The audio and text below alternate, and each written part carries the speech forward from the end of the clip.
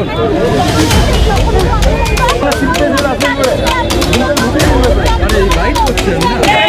बनर्जी झूठा है, उसका पुलिस, उसका सीआईडी झूठा है। बिल्किस बानो का मसला भी तो आप देख रहे हैं 2002 का है। 2002 का मसला अभी तक जो है पड़ा हुआ है, आज तक उनको इंसाफ नहीं मिला है। हमारे वो गुजरात का मामला था, ये हमारे मगरबी बंगाल का मामला है। वहाँ पे मोदी सरकार के इसमें वक्त में ऐसा हुआ था जब वो मुख्यमंत्री थे वहाँ पे, यहाँ पे मगरबी बंगाल की जो मुख्यमंत्री है उनके भी राज में वही सब कुछ चल रहा है। जय हिंद दोस्तों, मैं शहनवाज आलम और आप देख रहे हैं खबरी लाल। इस वक्त मैं कोलकाता के पार्क स्ट्रीट में मौजूद हूँ और जो तस्वीरों में आपको रैली दिख रही है वो कामदूनी बलात्कार और हत्याकांड के खिलाफ एक रैली निकाली गई है। मैं आपको 10 साल पहले ले जाता हूँ, यानी 2013 में ले जाता हूँ। 2013 में हुआ ये था कि पश्चिम बंगाल के कामदूनी में एक 21 साल की लड़की जो कॉलेज से अपने घर को जाती है, रास्ते पे 6 लोग उसे किडनैप करते हैं। किडनैप करने के बाद उसका रेप करते हैं और फिर उसका मर्डर कर देते हैं, जिसको लेकर के पुलिस उन्हें अरेस्ट करती है और फिर सीआईडी जांच भी होती है।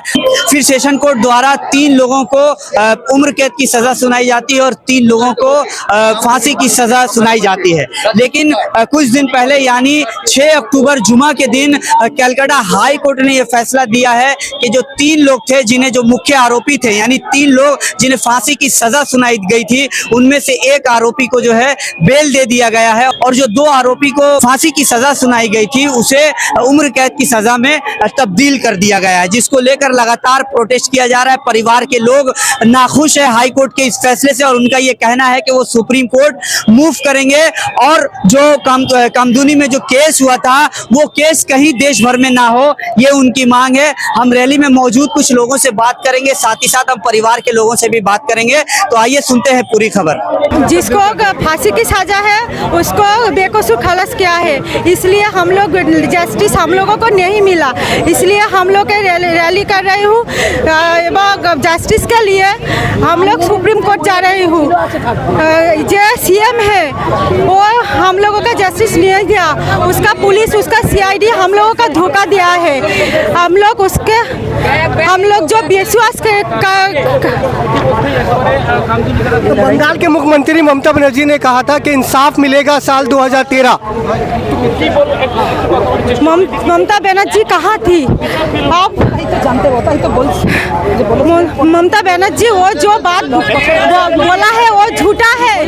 ममता बनर्जी झूठा है, उसका पुलिस, उसका सीआईडी झूठा है। उसका वो जस्टिस हम लोगों को नहीं दिया, वो जस्टिस हम लोगों को नहीं दिया। हम लोगों को जो जस्टिस चाहा था वो टाका के विनिमय बेच दिया है। देखिए, सबसे बड़ी बात तो यही है कि यही तो समझनी चाहिए सबों को कि ये आज एक लड़की का तो मसला नहीं है, हमेशा से ऐसा हुआ है कि बिल्किस के मामले में भी आप देखिए, इतने सालों के बाद उन लोगों को क्या माला और फूल के साथ, मिठाई के साथ उन लोगों का जो है रिहाई किया गया। जब हम किसी भी जो है किसी भी समझिए किसी भी मामले में कहीं कभी किसी भी शहर के हो, अगर हम दोषी को इस तरीके से रिहा कर देंगे, जबकि इस मामले में किसी भी लड़की की इज्जत के साथ अगर कोई खिलवाड़ करता है, ये दरिंदगी का जो नंगा नाच जो नाचा जा रहा है, हैवानियत समझ लीजिए कि इंसानियत का तो कोई ये बोल ही नहीं है। बिल्किस बानो का मसला भी तो आप देख रहे हैं 2002 का है। 2002 का मसला अभी तक जो है पड़ा हुआ है, आज तक उनको इंसाफ नहीं मिला है। हमारे वो गुजरात का मामला था, ये हमारे मगरबी बंगाल का मामला है। वहाँ पे मोदी सरकार के इसमें वक्त में ऐसा हुआ था जब वो मुख्यमंत्री थे वहाँ पे, और आज हमारी ममता जो है यहाँ पे मगरबी बंगाल की जो मुख्यमंत्री है उनके भी राज में वही सब कुछ चल रहा है।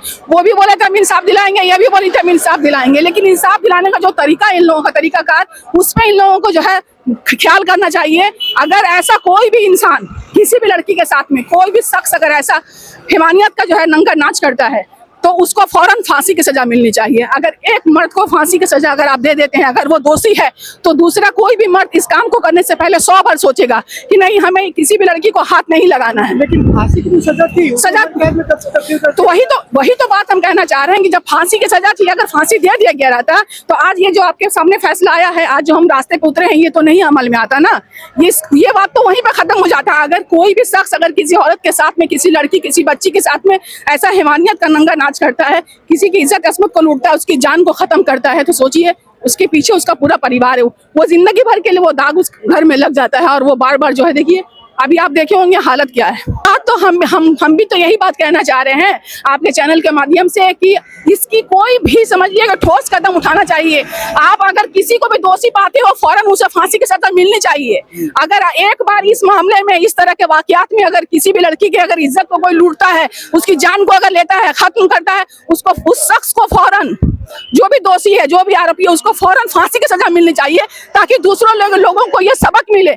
और लोग इस बात को करने से पहले, ऐसा काम को अमल में लाने से पहले वो 100 बार सोचे। अगर रास्ते में भी किसी को अगर अकेला अगर पाएंगे तो सोचेंगे कि इसको अगर हम हाथ लगाएंगे और अगर हम पकड़े जाते हैं तो हमारी मौत की सजा तो एकदम निश्चित है। कोई भी मर्द किसी भी लड़की को, कभी भी औरत को हाथ नहीं लगाएगा। ये इस कानून में ये सजा लाना बहुत जरूरी है।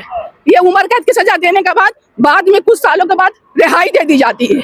इससे क्या होता है, लोगों को ये काम करने का जो है मौका मिलता है, हौसला बढ़ता है। और जो है आप देख रहे हैं हर जगह जो है सारा इल्जाम आप देखिए लगने के बावजूद भी उन लोगों को फूलों का माला दे करके, मिठाई दे करके रिहा कर दिया जाता है।